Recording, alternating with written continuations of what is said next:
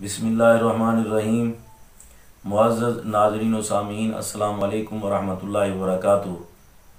पिछली वीडियो में जन्नत की नेमतों का मैंने ज़िक्र किया था। आज की इस वीडियो में भी जन्नत के हवाले से मैं बयान करूँगा। अल्लाह रब्बुल इज़्ज़त ने कुरान मजीद में इरशाद फरमाया, वसारिऊ इला मग़फ़िरतिम मिन रब्बिकुम व जन्नतिन अर्दुहस समावातु वल अर्द उइद्दत लिल मुत्तक़ीन।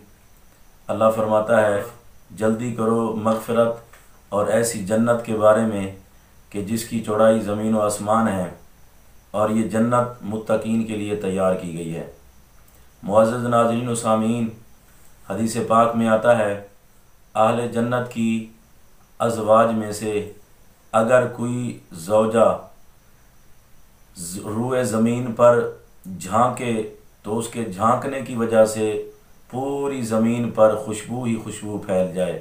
मुअज़्ज़ज़ नाज़रीन व सामीन, हज़रत उम्मे सलमा रदी अल्लाह ताला अन्हा आप फरमाती हैं, मैंने सरकार की बारगाह में अर्ज़ की, या रसूल अल्लाह, जिस औरत के एक खावंद से ज़्यादा खावंद हों, जन्नत में वो किसके साथ रहेगी?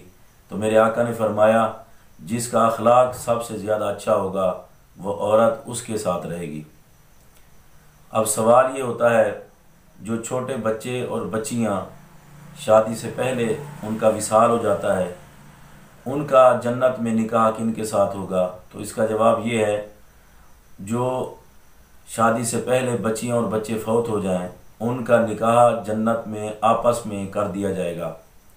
और दूसरा सवाल ये होता है कि जो बंदे काफ़ी उम्र होने के बावजूद निकाह नहीं करते, जो औरतें काफ़ी उम्र होने के बावजूद निकाह नहीं करती, उनका जन्नत में किसके साथ निकाह किया जाएगा? तो इसका जवाब ये है, उनका भी आपस में निकाह कर दिया जाएगा।